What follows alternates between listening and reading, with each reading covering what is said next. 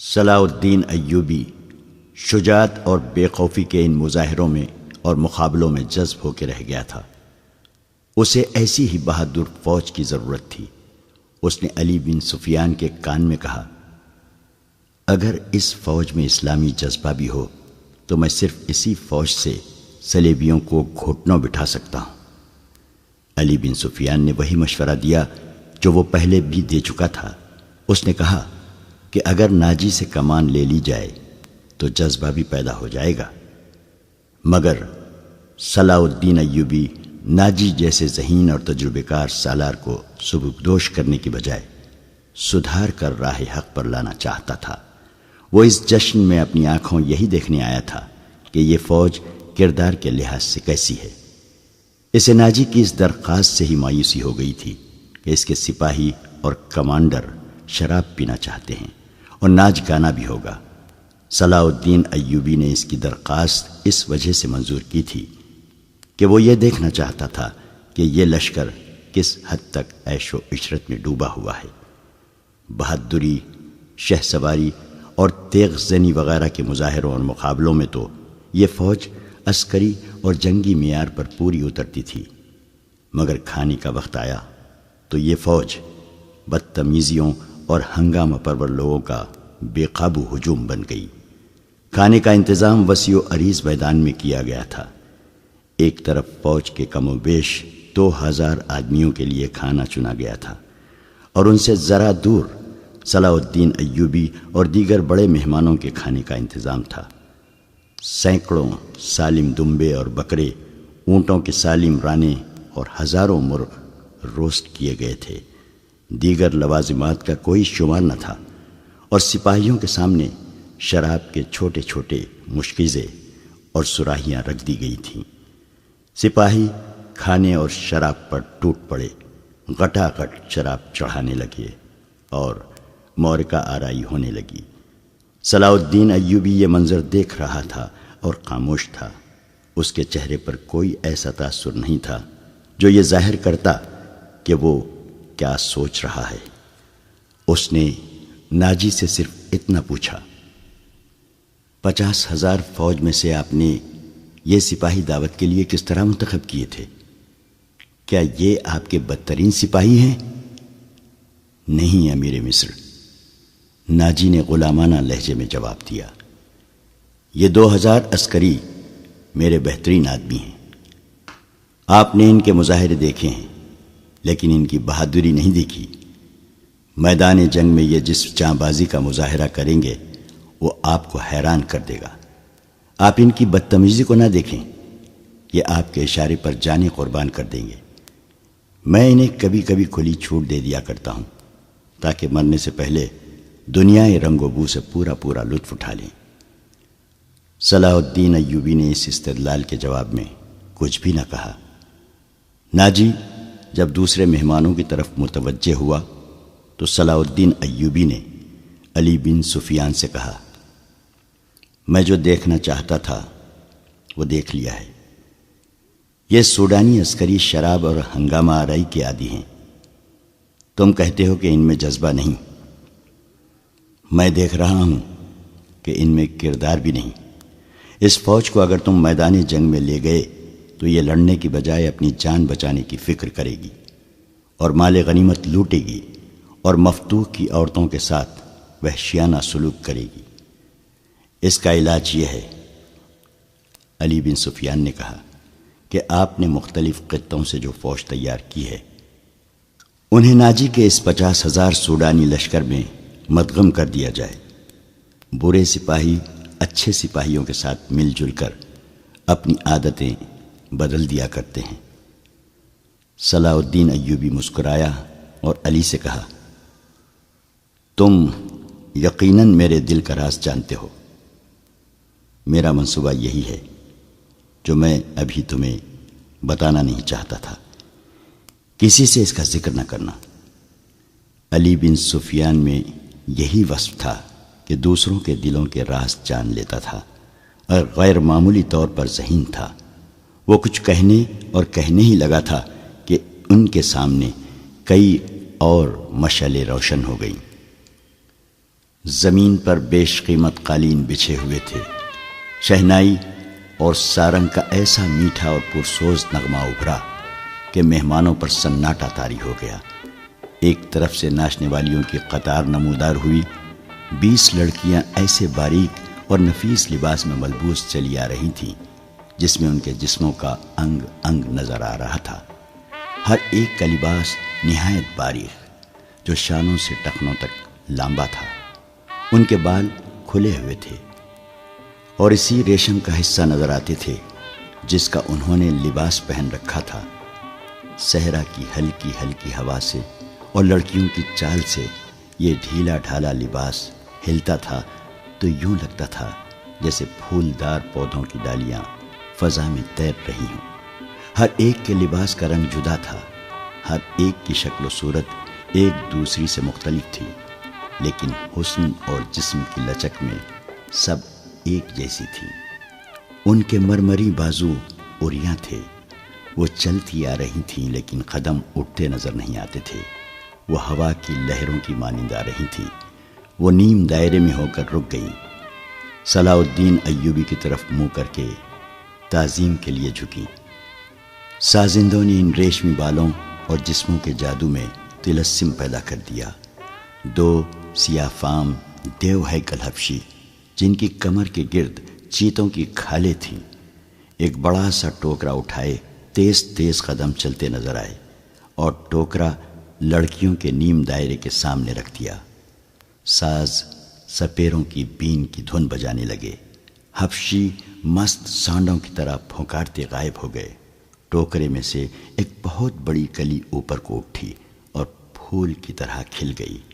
اس پھول میں سے ایک لڑکی کا چہرہ نمودار ہوا اور پھر وہ اوپر کو اٹھنے لگی۔ یوں لگتا تھا جیسے سرخ بادلوں میں سے چاند نکل رہا ہو۔ یہ لڑکی اس دنیا کی معلوم نہیں ہوتی تھی۔ اس کی مسکراہٹ بھی عرضی نہیں تھی۔ اس کے بالوں کی چمک بھی مصر کی کسی لڑکی کی چمک سے نہیں ملتی تھی، اور جب لڑکی نے پھول کی چوڑی پتیوں میں سے باہر قدم رکھا تو اس کے جسم کی لچک نے تماشائیوں کو مسحور کر لیا۔ علی بن سفیان نے صلاح الدین ایوبی کی طرف دیکھا۔ اس کے ہونٹوں پر مسکراہٹ تھی۔ صلاح الدین ایوبی نے مسکرا کر ان کی کان میں کہا، مجھے توقع نہیں تھی کہ یہ اتنی خوبصورت ہوگی۔ ناجی نے صلاح الدین ایوبی کے پاس آ کر کہا، امیر مصر کا اقبال بلند ہو۔ اس لڑکی کا نام زکوئی ہے۔ اسے میں نے آپ کی خاطر سکندریہ سے بلایا ہے۔ یہ پیشاور رقاصہ نہیں اور یہ عصمت فروش بھی نہیں۔ رقص سے اسے پیار ہے، شوخیہ ناچتی ہے، کسی محفل میں نہیں جاتی۔ میں اس کے باپ کو جانتا ہوں، ساحل پر مچھلیوں کا کاروبار کرتا ہے۔ یہ لڑکی آپ کی عقیدت مند ہے، آپ کو پیغمبر مانتی ہے۔ میں اتفاق سے اس کے گھر اس کے باپ سے ملنے گیا تو اس لڑکی نے استدعا کی کہ سنا ہے صلاح الدین ایوبی امیر مصر بن کے آئے ہیں، خدا کے نام پر مجھے ان سے ملوا دو۔ میرے پاس اپنی جان اور رقص کے سوا کچھ بھی نہیں جو میں اس عظیم ہستی کے قدموں میں پیش کروں۔ قابل صد اہتمام امیر، میں نے آپ سے رقص و سرور کی اجازت اسی لیے مانگی تھی کہ اس لڑکی کو میں آپ کے حضور پیش کرنا چاہتا تھا۔ آپ نے اسے بتایا تھا کہ میں اپنے سامنے کسی لڑکی کو رقص اور اوریانی کی حالت میں نہیں دیکھ سکتا۔ صلاح الدین ایوبی نے کہا، یہ لڑکیاں جنہیں آپ ملبوس لائے ہیں بالکل ننگی ہیں۔ عالی مقام، ناجی نے کھسیانہ ہو کے جواب دیا، میں نے بتایا تھا کہ امیر مصر رقص کو ناپسند فرماتے ہیں، لیکن یہ کہتی تھی کہ وہ میرا رقص پسند کریں گے کیونکہ میرے رقص میں دعوت گناہ نہیں۔ یہ ایک باعصمت لڑکی کا رقص ہوگا۔ میں ایوبی کے حضور اپنا جسم نہیں اپنا فن پیش کروں گی۔ اگر میں مرد ہوتی تو ایوبی کی جان کی حفاظت کے لیے اس کے محافظ دستے میں شامل ہو جاتی۔ آپ کہنا کیا چاہتے ہیں؟ صلاح الدین ایوبی نے پوچھا۔ میں اس لڑکی کو اپنے پاس بلا کر اسے خراج تحسین پیش کروں کہ تم اپنے جسم کو ہزاروں مردوں کے سامنے اوریاں کر کے بہت اچھا ناچتی ہو۔ اسے اس پر شاباش کہوں کہ اس نے مردوں کے جنسی جذبات بھڑکانے میں خوب مہارت حاصل کی ہے؟ نہیں امیر مصر، ناجی نے کہا، میں اسے اس وعدے پر یہاں لایا ہوں کہ آپ اسے شرف باریابی بخشیں گے۔ یہ بڑی دور سے اسی امید پر آئی ہے، ذرا دیکھیے اسے، اس کے رقص میں پیشہ ورانہ تاثر نہیں، خود سپردگی ہے۔ دیکھیے آپ کو کیسی نظروں سے دیکھ رہی ہے۔ بے شک عبادت صرف اللہ کی جاتی ہے، لیکن یہ رقص کی اداؤں سے، عقیدت سے، مخمور نگاہوں سے آپ کی عبادت کر رہی ہے۔ آپ اسے اپنے خیمے میں آنے کی اجازت دے دیں، تھوڑی سی دیر کے لیے۔ اسے مستقبل کی وہ ماں سمجھیں جس کی کوکھ سے اسلام کی پاسبانی کے لیے جانباز جنم لیں گے۔ یہ اپنے بچوں کو بڑے فخر سے بتائے گی کہ میں نے صلاح الدین ایوبی سے تنہائی میں باتیں کرنے کا شرف حاصل کیا تھا۔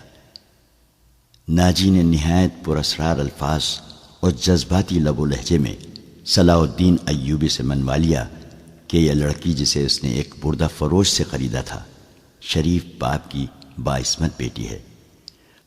اس نے صلاح الدین ایوبی سے کہلوا لیا کہ اچھا اسے میرے خیمے میں بھیج دینا۔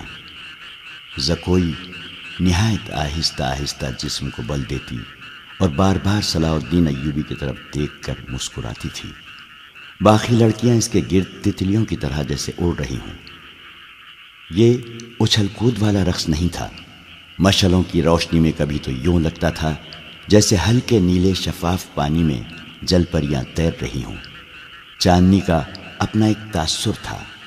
صلاح الدین ایوبی کے متعلق کوئی نہیں بتا سکتا کہ وہ گم سم بیٹھا کیا سوچ رہا تھا۔ ناجی کے سپاہی جو شراب پی کر ہنگامہ بپا کر رہے تھے، وہ بھی جیسے مر گئے تھے۔ زمین اور آسمان پر وجد طاری تھا۔ ناجی اپنی کامیابی پر بے حد مسرور تھا اور رات گزرتی جا رہی تھی۔ نصف شب کے بعد صلاح الدین ایوبی اس خوشنما خیمے میں داخل ہوا جو ناجی نے اس کے لیے نصب کرایا تھا۔ اندر اس نے قالین بچھا دیے تھے۔ پلنگ پر چیتے کی کھال کی مانند پلنگ پوش تھا۔ فانوس جو رکھوایا تھا اس کی ہلکی نیلی روشنی صحرا کی شفاف چاندنی کی مانند تھی اور اندر کی فضا عطر بیز تھی۔ خیمے کے اندر ریشمی پردے آویزاں تھے۔ ناجی صلاح الدین ایوبی کے ساتھ خیمے میں گیا اور پوچھا، اسے ذرا سی دیر کے لیے بھیج دوں؟ میں وعدہ خلافی سے بہت ڈرتا ہوں۔ بھیج دو، صلاح الدین ایوبی نے کہا، اور ناجی ہرن کی طرح چوکڑیاں بھرتا خیمے سے نکل گیا۔ تھوڑا ہی وقت گزرا ہوگا کہ صلاح الدین ایوبی کے محافظوں نے ایک رقاصہ کو اس خیمے کی طرف آتے دیکھا۔ خیمے کے ہر طرف مشعلیں روشن تھیں۔ روشنی کا یہ انتظام علی بن سفیان نے کرایا تھا تاکہ رات کے وقت محافظ گرد و پیش کو اچھی طرح سے دیکھ سکیں۔ رقاصہ قریب آئی تو انہوں نے اسے پہچان لیا۔ انہوں نے اسے رقص میں دیکھا تھا۔ یہ وہی لڑکی تھی جو ٹوکرے میں سے نکلی تھی۔ وہ زکوئی تھی۔ وہ رقص کے لباس میں تھی۔ یہ لباس توبہ شکن تھا۔ اس میں وہ عریاں تھی۔ محافظوں کے کمانڈر نے اسے روک لیا۔ زکوئی نے اسے بتایا اسے امیر مصر صلاح الدین ایوبی نے بلایا ہے۔ کمانڈر نے اسے بتایا کہ یہ ان امیروں میں سے نہیں جو تم جیسی فاحشہ لڑکیوں کے ساتھ راتیں گزارتے ہوں۔ آپ ان سے پوچھ لیں، زکوئی نے کہا۔ میں بن بلائے آنے کی جرت نہیں کر سکتی۔ ان کا بلاوا تمہیں کس طرح ملا تھا؟ کمانڈر نے پوچھا۔ سالار ناجی نے کہا ہے کہ تمہیں امیر مصر بلاتے ہیں، زکوئی نے کہا۔ آپ کہتے ہیں تو میں واپس چلی جاتی ہوں۔ امیر نے جواب طلبی کی تو خود بھگت لینا۔ کمانڈر تسلیم نہیں کر سکتا تھا کہ صلاح الدین ایوبی نے اپنی خوابگاہ میں ایک رقاصہ کو بلایا ہے۔ وہ ایوبی کے کردار سے واقف تھا۔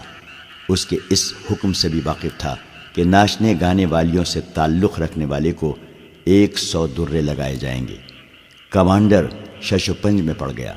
سوچ سوچ کر اس نے جرت کی اور صلاح الدین ایوبی کے خیمے میں چلا گیا۔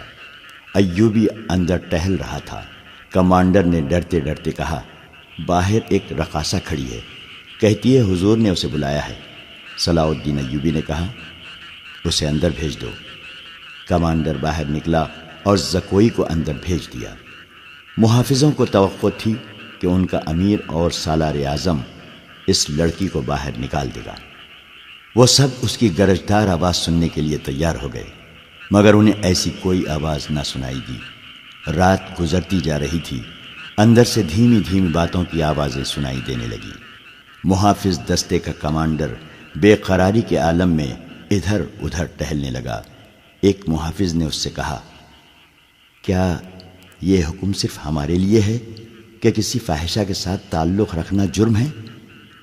ہاں، اس نے جواب دیا، حکم صرف ماتحتوں کے لیے اور قانون صرف رعایا کے لیے ہوتے ہیں۔ امیر مصر کو درے نہیں لگائے جا سکتے، بادشاہوں کا کوئی کردار نہیں ہوتا۔ کمانڈر نے جل کر کہا، صلاح الدین ایوبی شراب بھی پیتا ہوگا؟ ہم پر جھوٹی پارسائی کا رعب جمایا ہے۔ ہم پر جھوٹی پارسائی کا رعب جمایا جاتا ہے۔ ان کی نگاہوں میں صلاح الدین ایوبی کا جو بت تھا وہ ٹوٹ پھوٹ گیا۔ اس بت میں سے ایک عربی شہزادہ نکلا جو عیاش اور بدکار تھا، پارسائی کے پردے میں گناہ کا مرتکب ہو رہا تھا۔ ناجی بہت خوش تھا۔ صلاح الدین ایوبی کی خوشنودی کے لیے اس نے شراب سونگھی بھی نہیں تھی۔ وہ اپنے خیمے میں بیٹھا مسرت سے جھوم رہا تھا۔ اس کے سامنے اس کا نائب سالار ادروش بیٹھا تھا۔ اس نے ناجی سے کہا، اسے گئے بہت وقت گزر گیا ہے، معلوم ہوتا ہے کہ ہمارا تیر صلاح الدین ایوبی کے دل میں اتر گیا ہے۔ میرا تیر قطع کب گیا تھا؟ ناجی نے قہقہہ لگا کر کہا، اگر یہ تیر قطع ہو جاتا تو فوراً یہیں لوٹ کے ہمارے پاس آ جاتا۔ تم ٹھیک کہتے ہو، ادروش نے کہا، زکوئی انسان کے روپ میں تلسم ہے۔ معلوم ہوتا ہے یہ لڑکی حشیشین کے ساتھ رہی ہے، ورنہ صلاح الدین ایوبی جیسا بت کبھی نہ توڑ سکتی۔ میں نے اسے جو سبق دیے تھے وہ حشیشین کے کبھی وہم گمان میں بھی نہ آئے ہوں گے۔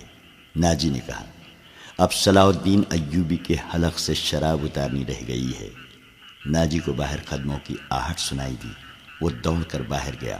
وہ زکوئی نہیں تھی، کوئی سپاہی جا رہا تھا۔ ناجی نے دور سے صلاح الدین ایوبی کے خیمے کی طرف دیکھا۔ پردے گرے ہوئے تھے اور باہر محافظ کھڑے تھے۔ اس نے اندر جا کر ادروش سے کہا، اب میں یقین کے ساتھ کہہ سکتا ہوں کہ میری زکوئی نے بت توڑ ڈالا ہے۔ رات کا آخری پہر تھا جب زکوئی صلاح الدین ایوبی کے خیمے سے نکلی۔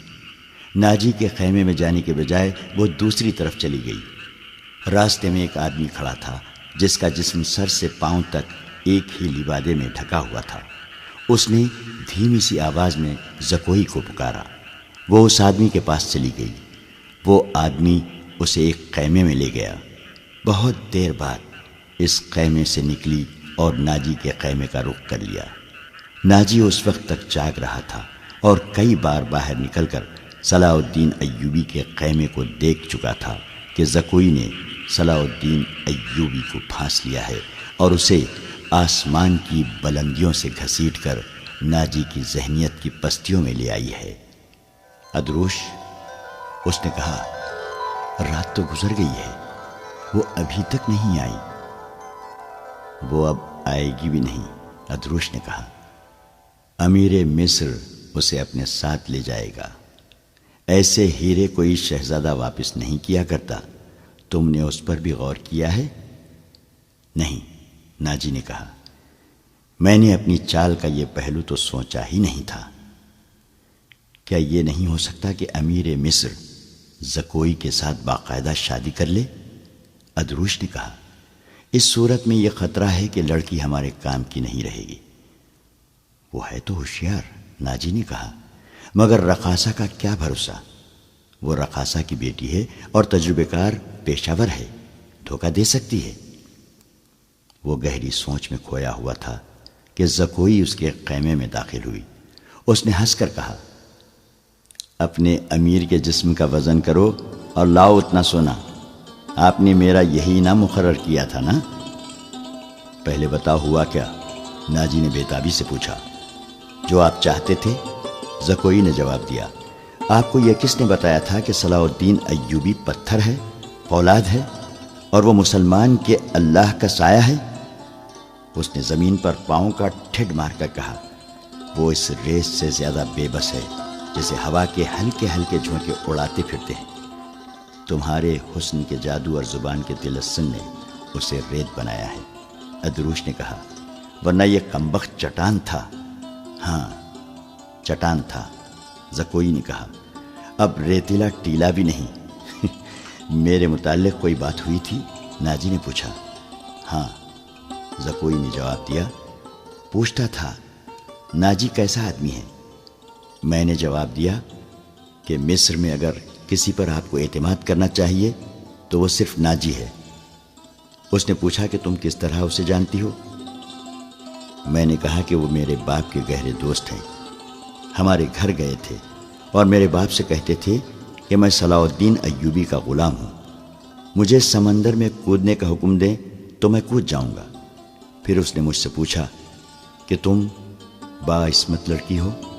میں نے کہا کہ میں آپ کی لونڈی ہوں، آپ کا ہر حکم سر آنکھوں پر۔ کہنے لگا، کچھ دیر میرے پاس بیٹھو۔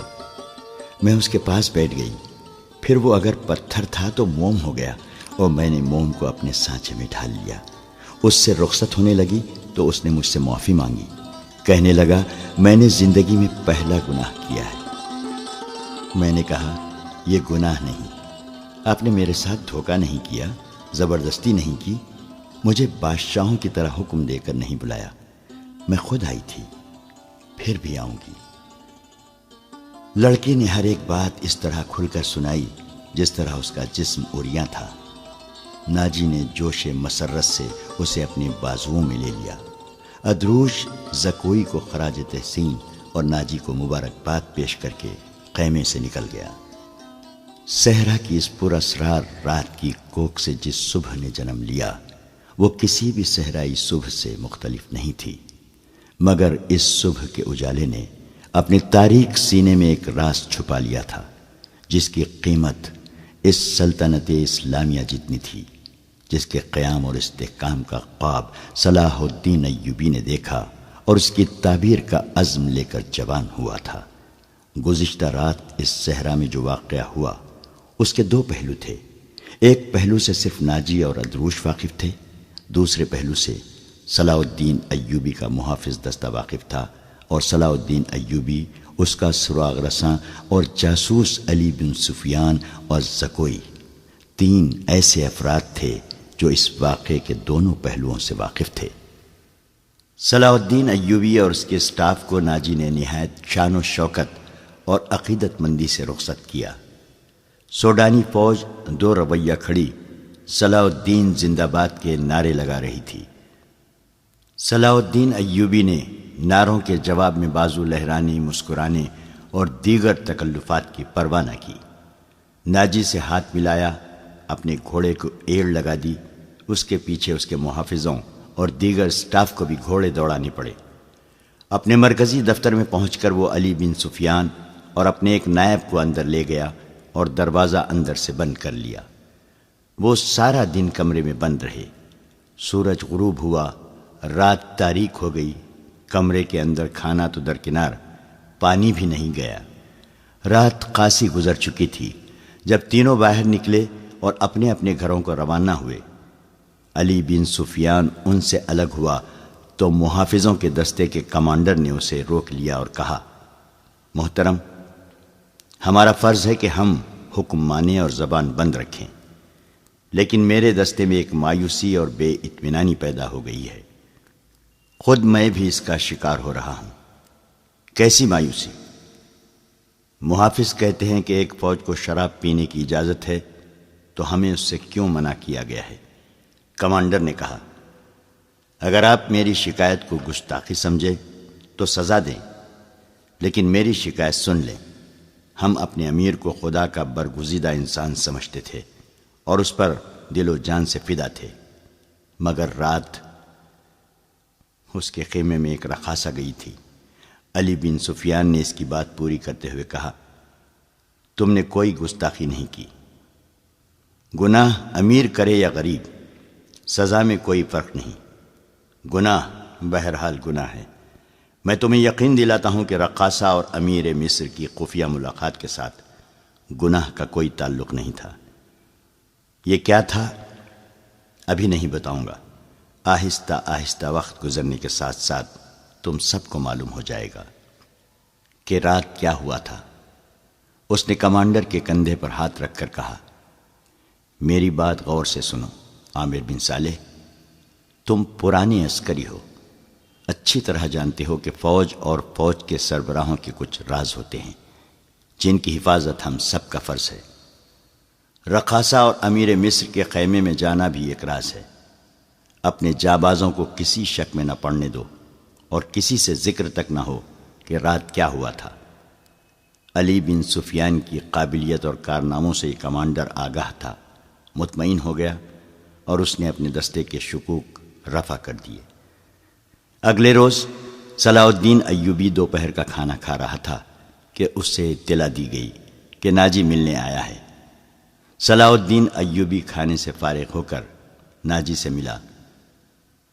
ناجی کا چہرہ بتا رہا تھا کہ گھبرایا ہوا ہے اور غصے میں بھی ہے۔ اس نے ہکلانے کے لہجے میں کہا، قابل صد احترام امیر، کیا یہ حکم آپ نے جاری کیا ہے کہ سوڈانی محافظ فوج کی 50,000 نفری مصر کی اس فوج میں مدغم کر دی جائے جو حال ہی میں تیار ہوئی ہے؟ ہاں ناجی، صلاح الدین ایوبی نے تحمل سے جواب دیا۔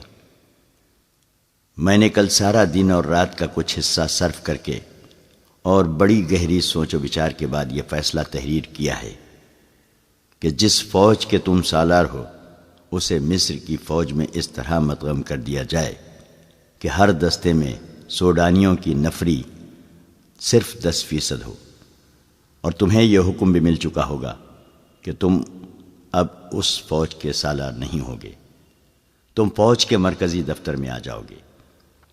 عالی مقام ناجی نے کہا، مجھے کس جرم کی سزا دی جا رہی ہے؟ اگر تمہیں یہ فیصلہ پسند نہیں تو فوج سے الگ ہو جاؤ۔ صلاح الدین ایوبی نے کہا، معلوم ہوتا ہے میرے خلاف سازش کی گئی ہے۔ ناجی نے کہا، آپ کے بلند دماغ اور گہری نظر کو چھان بین کر لینی چاہیے۔ مرکز میں میرے بہت سے دشمن ہیں۔ میرے دوست صلاح الدین ایوبی نے کہا، میں نے یہ فیصلہ صرف اس لیے کیا ہے کہ میری انتظامیہ اور فوج سے سازشوں کا خطرہ ہمیشہ کے لیے نکل جائے، اور میں نے یہ فیصلہ اس لیے کیا ہے کہ فوج میں کسی کا عہدہ کتنا ہی اونچا کیوں نہ ہو اور کوئی کتنا ہی ادنا کیوں نہ ہو، وہ شراب نہ پیے، ہلڑ بازی نہ کرے اور فوجی جشنوں میں ناچ گانے نہ ہوں۔ لیکن علی جاں، ناجی نے کہا، میں نے حضور سے اجازت لے لی تھی، اور میں نے شراب اور ناچ گانے کی اجازت صرف اس لیے دی تھی کہ اس فوج کو اس کی اصل حالت میں دیکھ سکوں جسے تم ملت اسلامیہ کی فوج کہتے ہو۔ میں 50,000 نفری کو برطرف نہیں کر سکتا۔ مصری فوج میں سے اسے مدغم کر کے اس کے کردار کو سدھار دوں گا۔ اور یہ بھی سن لو کہ ہم میں کوئی مصری، سوڈانی، شامی اور عجمی نہیں ہے، ہم مسلمان ہیں، ہمارا جھنڈا ایک اور مذہب ایک ہے۔ امیر عالی مرتبت نے یہ تو سوچا ہوتا کہ میری حیثیت کیا رہ جائے گی جس کے تم اہل ہو۔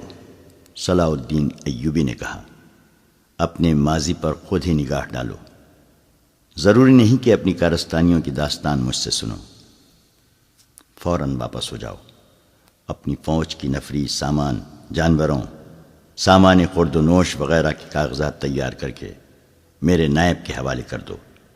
7 دن کے اندر میرے حکم کی تعمیل مکمل ہو جائے۔ ناجی نے کچھ کہنا چاہا لیکن صلاح الدین ایوبی ملاقات کے کمرے سے نکل گیا۔ یہ بات ناجی کے خفیہ حرم میں بھی پہنچ گئی تھی کہ زکوئی کو امیر مصر نے رات بھر کا شرف باریابی بخشا ہے۔ زکوئی کے خلاف حسد کی آگ پہلے ہی پھیلی ہوئی تھی۔ اسے آئے ابھی بہت تھوڑا عرصہ گزرا تھا، لیکن ناجی پہلے روز سے ہی اسے اپنے ساتھ رکھنے لگا تھا۔ اسے ذرا سی دیر کے لیے بھی اپنے اس حرم میں جانے نہ دیتا تھا جہاں اس کی دل پسند ناچنے والی جوان لڑکیاں رہتی تھیں۔ زکوئی کو اس نے الگ کمرہ دیا تھا۔ انہیں یہ تو معلوم نہ تھا کہ ناجی اسے صلاح الدین ایوبی کو موم کرنے کی ٹریننگ دے رہا ہے اور وہ کسی بہت بڑے تقریبی منصوبے پر کام کر رہا ہے۔ یہ رقاصائیں یہ دیکھ کر جل بھن گئی تھیں کہ زکوئی نے ناجی پر قبضہ کر لیا ہے اور اس کے دل میں ان کے خلاف نفرت پیدا کر دی ہے۔ حرم کی 2 لڑکیاں زکوئی کو ٹھکانے لگانے کی سوچتی رہتی تھیں۔ اب انہوں نے دیکھا کہ زکوئی کو امیر مصر نے بھی اتنا پسند کیا ہے کہ اسے رات بھر اپنے خیمے میں رکھا ہے، تو وہ پاگل سی ہو گئی۔ اسے ٹھکانے لگانے کا واحد طریقہ قتل تھا۔ قتل کے 2 ہی طریقے ہو سکتے تھے، زہر یا کرائے کا قاتل جو اسے سوتے میں قتل کرائے۔ دونوں طریقے ممکن نہیں تھے کیونکہ زکوئی باہر نہیں نکلتی تھی اور زہر دینے کے لیے اس تک رسائی نہیں ہو سکتی تھی۔ ان دونوں نے حرم کی سب سے زیادہ چالاک ملازمہ کو اعتماد میں لے رکھا تھا، اسے انعام و اکرام دیتی رہتی تھیں۔ جب حسد کی انتہا نے ان کی آنکھوں میں خون اتار دیا تو انہوں نے اس ملازمہ کو منہ مانگے انعام کا لالچ دے کر اپنا مدعا بیان کر دیا۔ یہ ملازمہ بڑی منجھی ہوئی عورت تھی۔ اس نے کہا کہ سالار کی رہائش گاہ میں جا کر زکوئی کو زہر دینا ممکن نہیں ہے، موقع محل دیکھ کر اسے خنجر سے قتل کیا جا سکتا ہے، اس کے لیے وقت چاہیے۔ اس نے وعدہ کیا کہ وہ زکوئی کی نقل و حرکت پر نظر رکھے گی، ہو سکتا ہے کہ کوئی موقع جلدی نکل آئے۔ اس جرائم پیشہ عورت نے یہ بھی کہا کہ اگر کوئی موقع نہ نکلا تو حشیشین کی مدد حاصل کی جائے گی، مگر وہ معاوضہ بہت زیادہ لیتے ہیں۔ دونوں لڑکیوں نے اسے یقین دلایا کہ وہ زیادہ سے زیادہ معاوضہ دینے کو تیار ہیں۔ ناجی بے حد غصے کے عالم میں اپنے کمرے میں ٹہل رہا تھا۔ زکوئی اسے ٹھنڈا کرنے کی بہت کوشش کر رہی تھی، لیکن اس کا غصہ بڑھتا جا رہا تھا۔ آپ مجھے اس کے پاس جانے دیں، زکوئی نے چوتھی بار کہا۔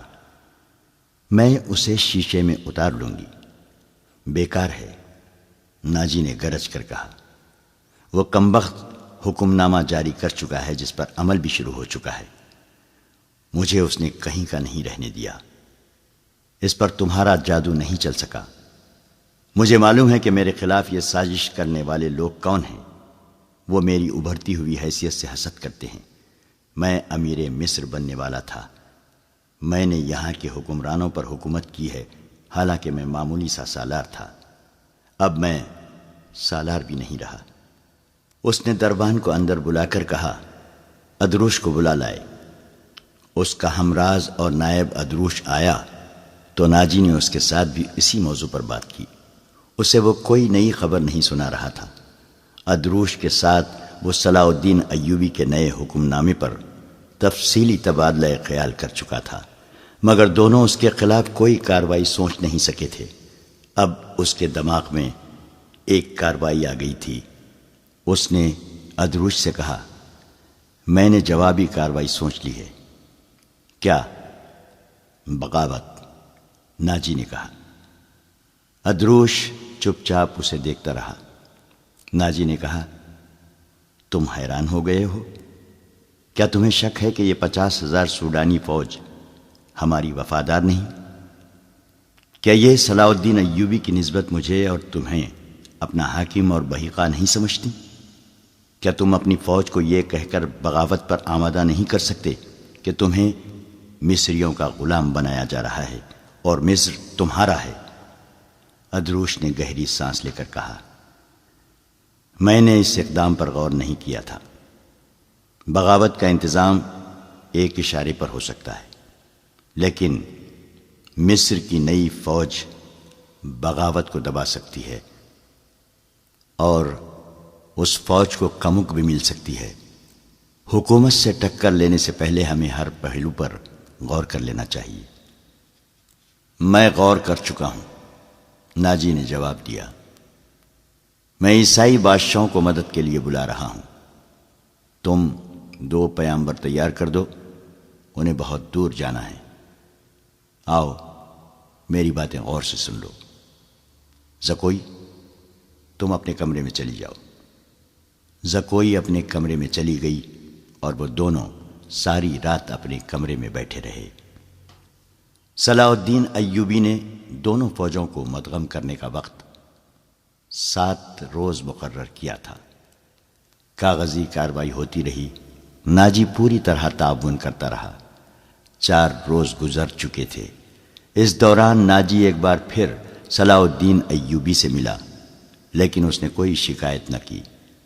تفصیلی رپورٹ دے کر صلاح الدین ایوبی کو مطمئن کر دیا کہ 7ویں روز دونوں فوجیں ایک ہو جائیں گی۔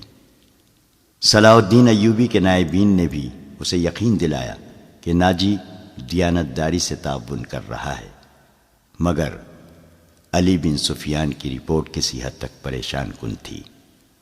اس کی انٹیلیجنس سروس نے رپورٹ دی تھی کہ سوڈانی فوج کے سپاہیوں میں بے اطمینانی اور ابتریسی پائی جاتی ہے۔ وہ مصری فوج میں مدغم ہونے پر خوش نہیں۔ ان کے درمیان یہ افواہیں پھیلائی جا رہی تھیں کہ مصری فوج میں مدغم ہو کر ان کی حیثیت غلاموں کی سی ہو جائے گی، انہیں مال غنیمت بھی نہیں ملے گا اور ان سے بار برداری کا کام لیا جائے گا، اور سب سے بڑی بات یہ ہے کہ انہیں شراب نوشی کی اجازت نہیں ہوگی۔ علی بن سفیان نے یہ رپورٹیں صلاح الدین ایوبی تک پہنچا دی۔ ایوبی نے اسے کہا کہ یہ لوگ طویل مدت سے عیش کر رہے ہیں، انہیں نئی تبدیلی یقیناً پسند نہیں آئے گی۔ مجھے امید ہے کہ وہ نئے حالات اور ماحول کے عادی ہو جائیں گے۔ اس لڑکی سے ملاقات ہوئی یا نہیں؟ صلاح الدین ایوبی نے پوچھا۔ نہیں، علی نے جواب دیا۔ اس سے ملاقات ممکن نظر نہیں آتی۔ میرے آدمی ناکام ہو چکے ہیں۔ ناجی نے اسے قید کر رکھا ہے۔ اس سے اگلی رات کا واقعہ ہے۔ رات ابھی ابھی تاریک ہوئی تھی۔ زکوئی اپنے کمرے میں تھی۔ ناجی ادروش کے ساتھ اپنے کمرے میں تھا۔ اسے گھوڑوں کے قدموں کی آوازیں سنائی دی۔ اس نے پردہ ہٹا کر دیکھا۔ باہر کے چراغوں کی روشنی میں اسے 2 گھوڑ سوار گھوڑوں سے اترتے دکھائی دیے۔ لباس سے وہ تاجر معلوم ہوتے تھے، لیکن وہ گھوڑوں سے اتر کر ناجی کے کمرے کی طرف چلے تو ان کی چال بتاتی تھی کہ یہ تاجر نہیں۔ اتنے میں ادروش باہر نکلا۔ دونوں سوار اسے دیکھ کر رک گئے اور ادروش کو سپاہیوں کے انداز سے سلام کیا۔ ادروش نے ان کے گرد گھوم کر ان کے لباس کا جائزہ لیا، پھر انہیں کہا کہ ہتھیار دکھاؤ۔ دونوں نے پھرتی سے چوغے کھولے اور ہتھیار دکھائے۔ ان کے پاس چھوٹی تلواریں اور ایک خنجر تھا۔ ادروش انہیں اندر لے گیا۔ دربان ایک طرف کھڑا تھا۔ زکوئی گہری سوچ میں کھو گئی۔ وہ کمرے سے نکلی اور ناجی کے کمرے کا رخ کیا، مگر دربان نے اسے دروازے پر روک لیا اور کہا کہ اسے حکم ملا ہے کہ کسی کو اندر نہ جانے دوں۔ زکوئی کو وہاں ایسی حیثیت حاصل ہو گئی تھی کہ وہ کمانڈروں پر بھی حکم چلانے لگی تھی۔ دربان کے روکنے سے بھی وہ سمجھ گئی کہ کوئی خاص بات ہے۔ اسے یاد آیا کہ 2 راتیں پہلے ناجی نے اس کی موجودگی میں ادروش سے کہا تھا، میں عیسائی بادشاہوں کو مدد کے لیے بلا رہا ہوں، تم 2 پیامبر تیار کرو، انہیں بہت دور جانا ہے۔ اور پھر اس نے زکوئی کو اپنے کمرے میں چلے جانے کو کہا تھا، اور اس نے بغاوت کی باتیں بھی کی تھیں۔ یہ سب کچھ سوچ کر وہ اپنے کمرے میں واپس چلی گئی۔ اس کے اور ناجی کے خاص کمرے کے درمیان ایک دروازہ تھا جو دوسری طرف سے بند تھا۔ اس نے اسی دروازے کے ساتھ کان لگا دیے۔ ادھر کی آوازیں دھیمی تھیں، اسے کوئی بات سمجھ نہ آئی۔ کچھ دیر بعد اسے ناجی کی بڑی صاف آواز سنائی دی۔ اس نے کہا، آبادیوں سے دور رہنا، اگر کوئی شک میں پکڑنے کی کوشش کرے تو تم سب سے پہلے یہ پیغام غائب کرنا، جان پر کھیل جانا، جو بھی راستے میں حائل ہو اسے ختم کر دینا۔ تمہارا سفر 4 دنوں کا ہے، 3 دنوں میں پہنچنے کی کوشش کرنا۔ سمت یاد کر لو، شمال مشرق۔ دونوں آدمی باہر نکلے۔ زکوئی بھی باہر آ گئی۔ اس نے دیکھا کہ وہ دونوں گھوڑوں پر سوار ہو رہے تھے۔ ناجی اور ادروش بھی باہر کھڑے تھے۔ سواروں کو الوداع کہنے نکلے ہوں گے۔ سوار بہت تیزی سے روانہ ہو گئے۔ ناجی نے زکوئی کو دیکھا تو اسے بلا کر کہا، میں باہر جا رہا ہوں، کام بہت ہے، تم آرام کرو، اگر اکیلے دل نہ لگے تو حرم میں گھوم پھر آنا۔ ہاں، زکوئی نے کہا، جب سے آئی ہوں باہر نہیں نکلی۔ ناجی اور ادروس چلے گئے۔ زکوئی نے چوغا پہنا، کمر بند میں خنجر رکھا اور حرم کی طرف چل پڑی۔ وہ جگہ چند 100 گز دور تھی۔ وہ ناجی پر یہ ظاہر کرنا چاہتی تھی کہ وہ حرم میں گئی تھی۔ دربان کو بھی اس نے یہی بتایا۔ حرم میں داخل ہوئی تو وہاں کی رہنے والیوں نے اسے حیران ہو کے دیکھا۔ وہ پہلی دفعہ وہاں گئی تھی۔ سب نے اس کا استقبال احترام اور پیار سے کیا۔ ان 2 لڑکیوں نے بھی اسے خوش آمدید کہا جو اسے قتل کرانا چاہتی تھی۔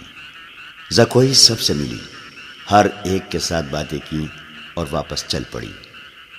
وہ ملازمہ بھی وہیں تھی جسے اس کے قتل کے لیے رکھا گیا تھا۔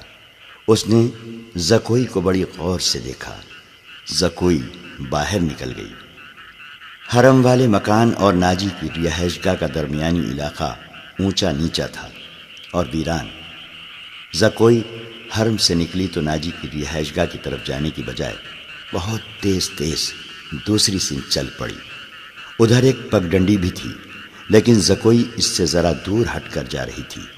اس سے 15-20 قدم پیچھے ایک سیاہ سایہ چلا جا رہا تھا۔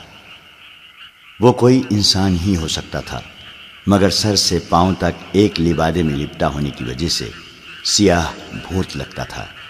زکوئی کی رفتار تیز ہوئی تو اس بھوت نے اپنی رفتار اس سے بھی تیز کر دی۔ آگے گھنی جھاڑیاں تھیں، زکوئی ان میں روپوش ہو گئی۔ سیاہ بھوت بھی جھاڑیوں میں غائب ہو گیا۔ وہاں سے کوئی 250-300 گز آگے صلاح الدین ایوبی کی رہائش گاہ تھی، جس کے ارد گرد فوج کے اعلیٰ رتبوں کے افراد رہتے تھے۔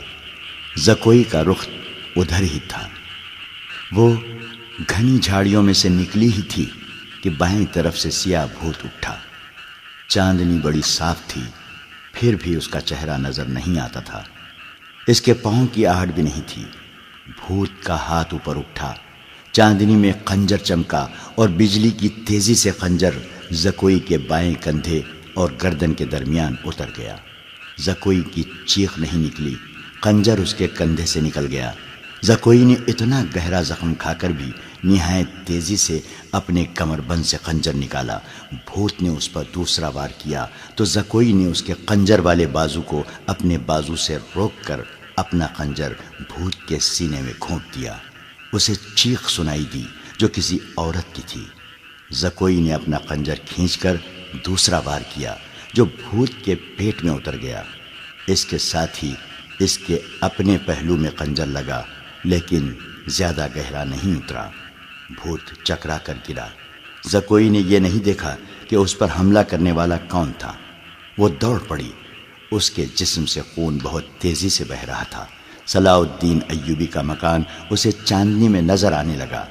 آدھا فاصلہ طے کر کے اسے چکر آنے لگے۔ اس کی رفتار سست ہونے لگی۔ اس نے چلانا شروع کر دیا، علی ایوبی، علی ایوبی۔ اس کے کپڑے لال سرخ ہو گئے تھے اور وہ بڑی مشکل سے قدم گھسیٹ رہی تھی۔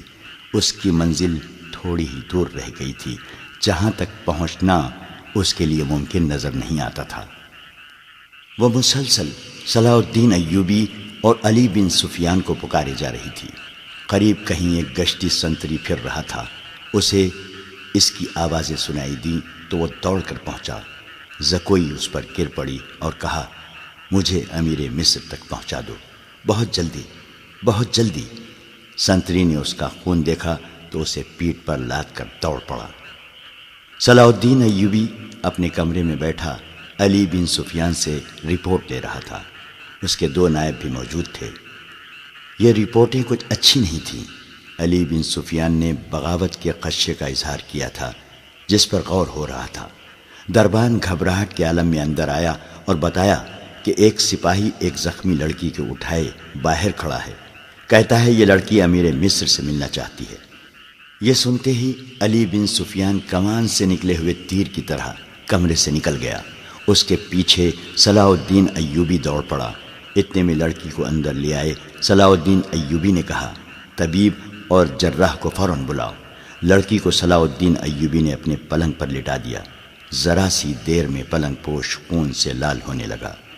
کسی کو نہ بلاؤ، لڑکی نے نحیف آواز میں کہا، میں اپنا فرض ادا کر چکی ہوں۔ تمہیں زخمی کس نے کیا ہے زکوئی؟ علی بن سفیان نے پوچھا۔ پہلے ضروری باتیں سن لو، زکوئی نے کہا۔ شمال مشرق کی طرف سوار دوڑا دو۔ 2 سوار جاتے نظر آئیں گے۔ دونوں کے چوغے بادامی رنگ کے ہیں۔ ایک کا گھوڑا بادامی اور دوسرے کا سیاہ ہے۔ وہ تاجر لگتے ہیں۔ ان کے پاس سالار ناجی کا تحریری پیغام ہے جو عیسائی بادشاہ فرینک کو بھیجا گیا ہے۔ ناجی کی یہ سوڈانی فوج بغاوت کرے گی۔ مجھے اور کچھ بھی نہیں معلوم۔ تمہاری سلطنت سخت خطرے میں ہے۔ ان 2 سواروں کو راستے میں پکڑ لو، تفصیل ان کے پاس ہے۔ بولتے بولتے زکوئی کو غشی آنے لگی۔ 2 طبیب آ گئے۔ انہوں نے زکوئی کا خون بند کرنے کی کوششیں شروع کر دیں۔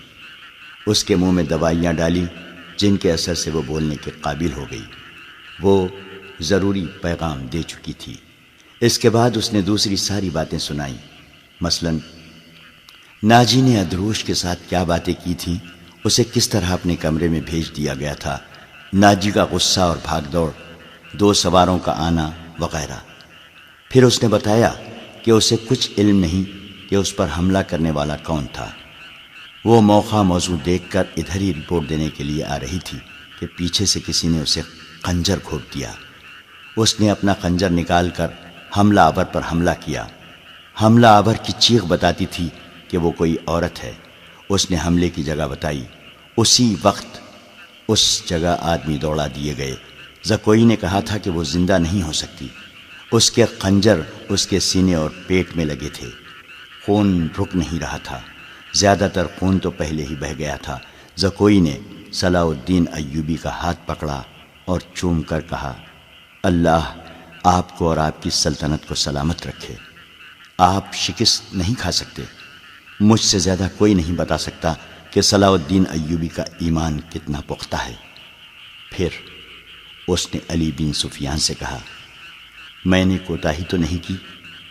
آپ نے جو فرض مجھے سونپا تھا وہ میں نے پورا کر دیا ہے۔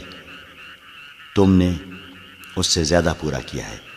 علی بن سفیان نے اس سے کہا، میرے تو وہم و گمان میں بھی نہ تھا کہ ناجی اس حد تک خطرناک کارروائی کرے گا اور تمہیں جان کی قربانی دینی پڑے گی۔ میں نے تمہیں صرف مخبری کے لیے وہاں بھیجا تھا۔ کاش میں مسلمان ہوتی، زکوئی نے کہا۔ اس کے آنسو نکل آئے۔ اس نے کہا، میرے اس کام کا جو بھی معاوضہ دینا ہے وہ میرے اندھے باپ اور سدا بیمار ماں کو دے دینا۔ ان کی معذوریوں نے مجھے 12 سال کی عمر میں رقاصہ بنا دیا تھا۔ زکوئی کا سر ایک طرف ڈھلک گیا، آنکھیں اد کھلی رہیں اور ہونٹ اس طرح نیمبا جیسے مسکرا رہی ہو۔ طبیب نے نفس پر ہاتھ رکھا اور صلاح الدین ایوبی کی طرف دیکھ کر سر ہلایا۔ زکوئی کی روح اس کے زخمی جسم سے آزاد ہو گئی تھی۔ صلاح الدین ایوبی نے کہا، یہ کسی بھی مذہب کی تھی، اسے پورے اعزاز کے ساتھ دفن کرو۔ اس نے اسلام کے لیے جان قربان کی ہے، یہ ہمیں دھوکہ بھی دے سکتی تھی۔ دربان نے بتایا کہ باہر ایک عورت کی لاش آئی ہے۔ جا کر دیکھا، وہ ایک ادھیڑ عمر کی عورت کی لاش تھی۔ جائے وقوع سے وہ 2 خنجر ملے تھے۔ اس عورت کو کوئی نہیں پہچانتا تھا۔ یہ ناجی کے حرم کی ملازمہ تھی جس نے انعام کے لالچ میں زکوئی پر قاتلانہ حملہ کیا تھا۔ رات کو ہی زکوئی کو فوجی اعزاز کے ساتھ دفن کر دیا گیا اور ملازمہ کی لاش گڑھا کھود کر دفنا دی گئی۔ دونوں کو خفیہ طریقے سے دفنایا گیا۔ انہیں جب دفنایا جا رہا تھا، صلاح الدین ایوبی نے نہایت اعلیٰ نسل کے 8 جوان گھوڑے منگوائے اور 8 سوار منتخب کر کے انہیں علی بن سفیان کی کمان میں ناجی کے ان 2 آدمیوں کے پیچھے دوڑا دیا جو ناجی کا پیغام لے کے جا رہے تھے۔ زکوئی کون تھی؟ وہ مراکش کی ایک رقاصہ تھی۔ کسی کو بھی معلوم نہیں کہ اس کا مذہب کیا تھا۔ وہ مسلمان نہیں تھی، عیسائی بھی نہیں تھی، جیسا کہ کہا جا چکا ہے کہ علی بن سفیان صلاح الدین ایوبی کی انٹیلیجنس یعنی جاسوسی اور سراغ رسانی کا سربراہ تھا۔ اسے دوسروں کے راز معلوم کرنے کے لیے کئی ڈھنگ اختیار کرنے پڑتے تھے۔ صلاح الدین ایوبی اسے اپنے ساتھ مصر لایا تھا۔ یہاں آ کر معلوم ہوا کہ سوڈانی فوج کا سالار ناجی سازشی اور شیطان ہے۔ اس کے اندرون خانہ حالات معلوم کرنے کے لیے علی بن سفیان نے جاسوسی کا جال بچھا دیا تھا۔ اسے راز کی ایک بات یہ معلوم ہوئی کہ ناجی حسن بن صباح کے فدائیوں کی طرح مخالفین کو حسین لڑکیوں اور حشیش سے پھانستا اور اپنا گرویدہ بناتا یا مروا دیتا ہے۔ علی بن سفیان نے تلاش بسیار کے بعد کسی کی وساست سے زکوئی کو مراکش سے حاصل کیا اور خود بردہ فروش کا بہروپ دھار کر اسے ناجی کے ہاتھ بیچ دیا۔ اس لڑکی میں ایسا جادو تھا کہ ناجی اسے صلاح الدین ایوبی کو پھانسنے کے لیے استعمال کرنا چاہتا تھا، مگر خود ہی اس لڑکی کے دام میں پھنس گیا۔ پھنسا بھی ایسا کہ اس کے سامنے وہ اپنے نائب سالار کے ساتھ راز کی باتیں کرتا رہا۔ اس نے زکوئی کو جشن کی رات صلاح الدین ایوبی کے خیمے میں بھیج دیا اور اپنی اس فتح پر بے حد مسرور تھا کہ صلاح الدین ایوبی کا اس نے بت توڑ دیا ہے۔ اب وہ اسی لڑکی کے ہاتھوں اسے شراب بھی پلا سکے گا اور پھر اسے اپنا مرید بنا لے گا۔ مگر اس کے فرشتے کو بھی نہیں معلوم ہو سکا کہ زکوئی صلاح الدین ایوبی ہی کی جاسوسہ تھی۔ وہ اسے خیمے میں رپورٹیں دیتی رہی اور صلاح الدین ایوبی سے ہدایات لیتی رہی تھی۔ اس کے خیمے سے نکل کر زکوئی دوسری طرف چلی گئی تھی، جہاں اسے منہ اور سر پر لپیٹے ایک آدمی ملا تھا۔ وہ آدمی علی بن سفیان تھا، جس نے اسے کچھ اور ہدایت دی تھی۔ اس کے بعد زکوئی ناجی کے گھر سے باہر نہ نکل سکی، اس لیے وہ علی بن سفیان کو کوئی رپورٹ نہ دے سکی۔ آخر اسے موقع مل گیا اور وہ ایسی خبر لے کر وہاں سے نکلی جو خدا کے سوا کسی اور کو معلوم نہ تھی۔ یہ زکوئی کی بد نصیبی تھی کہ حرم میں اس کے خلاف اس لیے سازش ہو رہی تھی کہ اس نے ناجی پر قبضہ کر لیا ہے۔ یہ سازش کامیاب ہو گئی اور زکوئی قتل ہو گئی، لیکن وہ اطلاع پہنچانے تک زندہ رہی۔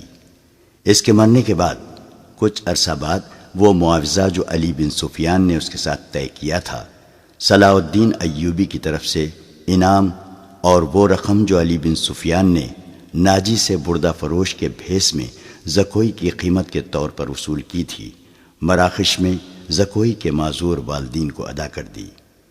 موت کی اس رات کے ستارے ٹوٹ گئے اور صبح طلوع ہوئی تو علی بن سفیان 8 سواروں کے ساتھ انتہائی تیز رفتار سے شمال مشرق کی طرف جا رہا تھا۔ آبادیاں دور پیچھے رہ گئی تھیں۔ اسے معلوم تھا کہ فرینک کے ہیڈ کوارٹر تک پہنچنے کا راستہ کون سا ہے۔ رات انہوں نے گھوڑوں کو تھوڑی سی دیر کے لیے آرام دے دیا تھا۔ یہ عربی گھوڑے تھکے ہوئے بھی تازہ دم لگتے تھے۔ دور افق پر کھجور کے چند ایک درخت میں علی کو 2 گھوڑے جاتے نظر آئے۔ اس نے اپنی پارٹی کو رستہ بدلنے اور اوٹ میں ہونے کے لیے ٹیلوں کے ساتھ ساتھ ہو جانے کو کہا۔ وہ صحرا کا رازدان تھا، بھٹکنے کا اندیشہ نہ تھا۔ اس نے رفتار اور تیز کر دی۔ اگلے 2 سواروں اور اس کی پارٹی میں کم و بیش 4 میل کا فاصلہ تھا۔ یہ فاصلہ طے ہو گیا مگر گھوڑے تھک گئے۔ وہ جب کھجوروں کے درختوں تک پہنچے تو 2 سوار کوئی 2 میل دور مٹی کے ایک پہاڑی کے ساتھ ساتھ جا رہے تھے۔ ان کے گھوڑے بھی شاید تھک گئے تھے۔ دونوں سوار اترے اور نظروں سے اوجھل ہو گئے۔ وہ پہاڑی کی اوٹ میں بیٹھ گئے ہیں، علی بن سفیان نے کہا اور راستہ بدل دیا۔ فاصلہ کم ہوتا گیا اور جب فاصلہ چند گز رہ گیا تو دونوں سوار اوٹ سے سامنے آئے۔ انہوں نے گھوڑوں کے سر پر دوڑنے کا شور سن لیا تھا۔ وہ دوڑ کر غائب ہو گئے۔ علی بن سفیان نے گھوڑے کو ایڑ لگائی۔ تھکے ہوئے گھوڑے نے وفاداری کا ثبوت دیا اور رفتار تیز کر دی۔ باقی گھوڑے بھی تیز ہو گئے۔ پہاڑی کے اندر گئے تو دونوں سوار وہاں سے جا چکے تھے، مگر دور نہیں گئے تھے، وہ شاید گھبرا بھی گئے تھے۔ آگے ریتیلی چٹانیں تھی، انہیں راستہ نہیں مل رہا تھا، کبھی دائیں جاتے کبھی بائیں۔ علی بن سفیان نے اپنے گھوڑے ایک صف میں پھیلا دیے اور بھاگنے والوں سے 100 گز دور جا پہنچا۔ ایک تیر انداز نے دوڑتے گھوڑے سے تیر چلایا جو ایک گھوڑے کی اگلی ٹانگ میں لگا۔ گھوڑا بے قابو ہو گیا۔ تھوڑی سی اور بھاگ دوڑ کے بعد وہ دونوں گھیرے میں آ گئے اور انہوں نے ہتھیار ڈال دیے۔ انہوں نے جھوٹ بولا، اپنے آپ کو تاجر کہا، لیکن تلاشی لی تو پیغام مل گیا جو ناجی نے انہیں دیا تھا۔ دونوں کو حراست میں لے لیا گیا، گھوڑوں کو آرام کا وقت دیا گیا اور یہ پارٹی واپس ہوئی۔ صلاح الدین ایوبی بے تابی سے انتظار کر رہا تھا۔ دن گزر گیا، رات بھی گزرتی جا رہی تھی۔ آدھی رات گزر گئی، ایوبی لیٹ گیا اور اس کی آنکھ لگ گئی۔ سحر کے وقت دروازے پر ہلکی سی دستک سے اس کی آنکھ کھل گئی۔ دوڑ کر دروازہ کھولا، علی بن سفیان کھڑا تھا، اس کے پیچھے اس کے 8 سوار اور 2 قیدی کھڑے تھے۔ علی اور قیدیوں کو صلاح الدین ایوبی نے سونے کے کمرے میں ہی بلا لیا اور علی سے ناجی کا پیغام لے کر پڑھنے لگا۔ پہلے تو اس کے چہرے کا رنگ پیلا پڑ گیا، پھر جیسے یک لخت خون جوش مار کر اس کے چہرے اور آنکھوں میں چڑھ گیا ہو۔ ناجی کا پیغام خاصا طویل تھا۔ اس نے صلیبیوں کے ایک بادشاہ فرینک کو لکھا تھا کہ وہ فلاں دن اور فلاں وقت یونانیوں، رومیوں اور دیگر صلیبیوں کی بحریہ سے بحر روم کی طرف سے مصر میں فوجیں اتار کر حملہ کر دے۔ حملے کی اطلاع ملتے ہی 50,000 سوڈانی فوج امیر مصر کے خلاف بغاوت کر دے گی۔ مصر کی نئی فوج حملے اور بغاوت کا بیک وقت مقابلہ کرنے کے قابل نہیں۔ اس کے عوض ناجی نے تمام تر مصر یا مصر کے بڑے حصے کی حکمرانی کی شرط پیش کی تھی۔ صلاح الدین ایوبی نے پیغام لے جانے والے دونوں سواروں کو طے خانے کی قید میں ڈال دیا اور اسی وقت اپنی نئی فوج کا دستہ بھیج کر ناجی اور اس کے 3 نائبین کو ان کے مکانوں میں نظر بند کر کے پہرا لگا دیا۔ ناجی کے حرم کی تمام عورتیں آزاد کر دی گئیں۔ اس کے ذاتی خزانے کو سرکاری خزانے میں ڈال دیا گیا اور ساری کارروائی خفیہ رکھی گئی۔ صلاح الدین ایوبی نے علی بن سفیان کی مدد سے ناجی کے اس خط میں جو پکڑ لیا گیا تھا، حملے کی تاریخ کو مٹا کر اگلی تاریخ لکھ دی۔ 2 ذہین آدمیوں کو یہ پیغام دے کر شاہ فرینک کی طرف روانہ کر دیا گیا۔ ان آدمیوں کو یہ ظاہر کرنا تھا کہ وہ ناجی کے پیامبر ہیں۔ انہیں روانہ کر کے اس سوڈانی فوج کو مصری فوج میں مدغم کرنے کا حکم روک لیا۔ 8ویں روز پیامبر واپس آ گئے۔ وہ ناجی کا پیغام دے آئے اور فرینک کا جواب ناجی کے نام لے آئے تھے۔ فرینک نے لکھا تھا کہ حملے کی تاریخ سے 2 دن پہلے سوڈانی فوج بغاوت کر دے تاکہ صلاح الدین ایوبی کو صلیبیوں کا حملہ روکنے کی ہوش ہی نہ رہے۔ علی بن سفیان نے صلاح الدین ایوبی کی اجازت سے ان 2 پیامبروں کو نظر بند کر دیا۔ یہ باعزت نظر بندی تھی جس میں ان دونوں کے آرام اور بہترین خوراک وغیرہ کا خصوصی انتظام کیا گیا تھا۔ یہ ایک احتیاطی تدبیر تھی تاکہ یہ راز فاش نہ ہو جائے۔ صلاح الدین ایوبی نے بحر روم کے ساحل پر ان مقامات پر اپنی فوج کو چھپا دیا جہاں صلیبیوں کی بحریہ کو لنگر انداز ہونا اور فوجیں اتارنی تھیں۔ اس نے ان مقامات سے دور اپنی بحریہ بھی چھپا دی۔ حملے میں ابھی کچھ دن باقی تھے۔ ایک مورخ سراج الدین نے لکھا ہے کہ سوڈانی فوج نے صلیبیوں کے حملے سے پہلے ہی بغاوت کر دی، جو صلاح الدین ایوبی نے طاقت سے نہیں بلکہ ڈپلومیسی اور حسن سلوک سے دبا لی۔ بغاوت کی ناکامی کی ایک وجہ یہ بھی تھی کہ باغیوں کو اپنا سالار ناجی کہیں نظر نہ آیا تھا اور اس کا کوئی نائب بھی سامنے نہ آیا، وہ سب قید میں تھے۔ مگر ایک اور مورخ ہپتاچی لکھتا ہے کہ سوڈانی فوج نے حملے کے بہت بعد بغاوت کی تھی۔ تاہم یہ دونوں مورخ باقی واقعات پر متفق نظر آتے ہیں۔ دونوں نے لکھا ہے کہ صلاح الدین ایوبی نے ناجی اور اس کے نائبین کو قید میں سزائے موت دے کر رات کے وقت گمنام قبروں میں دفن کرا دیا تھا۔ ان دونوں مورخوں نے اور تیسرے مورخ لین پول نے صلیبیوں کی بحریے کے اعداد و شمار ایک ہی جیسے لکھے ہیں۔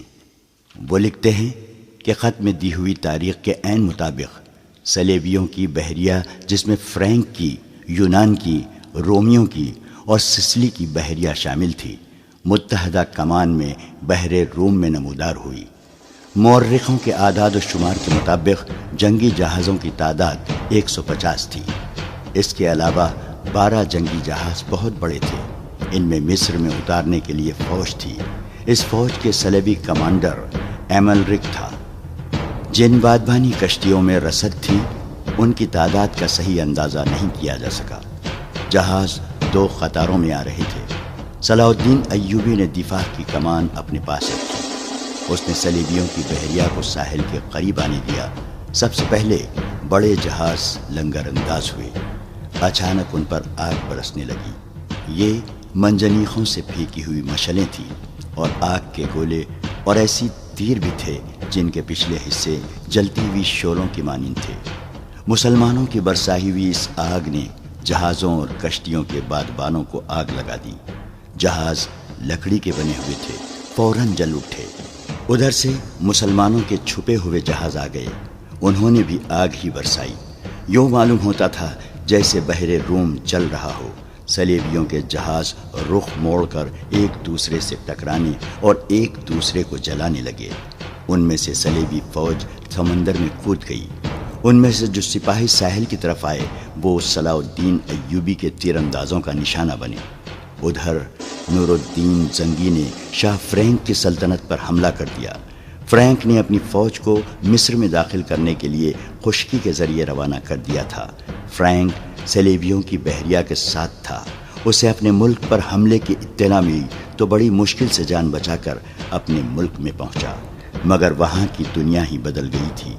بحر روم میں صلیبیوں کا متحدہ بیڑا نظر آتش ہو گیا اور فوج جل کر اور ڈوب کر ختم ہو گئی۔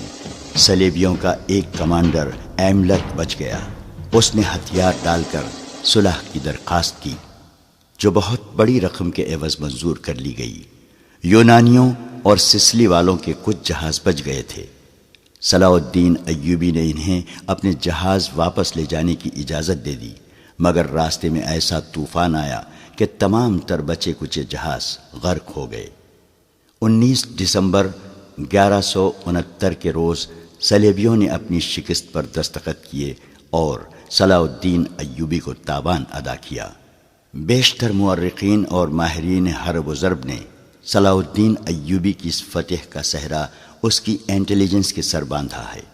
رقاصہ زکوئی کا ذکر اس دور کے ایک مراکشی واقع نگار اسد الاسدی نے کیا ہے، اور علی بن سفیان کا تعارف بھی اسی واقع نگار کی تحریر سے ہوا ہے۔ یہ تو ابتدا تھی۔ صلاح الدین ایوبی کی زندگی پہلے سے زیادہ خطروں میں گھر گئی۔